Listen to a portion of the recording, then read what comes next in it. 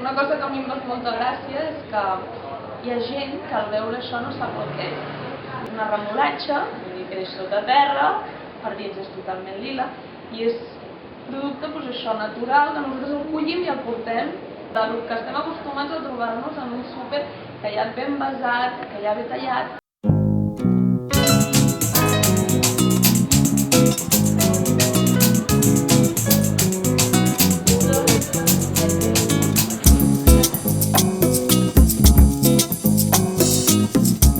La idea és que no vull una botiga gourmet catalana.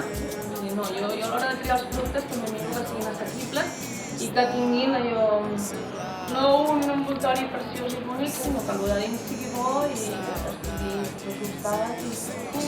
La gent del barri, jo veig que en un primer d'allò molta gent em deia que botiga serà una botiga de nit, em deia, perquè tot és català i llavors m'agrada comprar els souvenirs.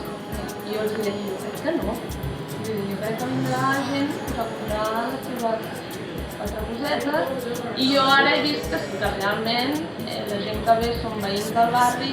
Aquí, per exemple, tenim una xocolata que és boníssima, és xocolata 100%, vull dir, només porta cacau i melassa. I no porta res més, no porta manteca de cacau, no porta conservante, colorants, no porta res. Llavors aquesta xocolata a l'estiu no es fon.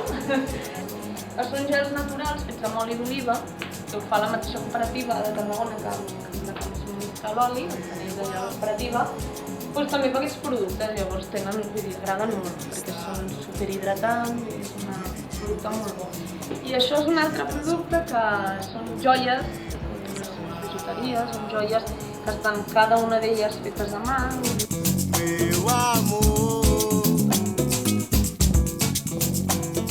Jo soc Laura Martorell, tinc 21 anys, soc la propietària d'aquí de la botiga als Camps de Gràcia.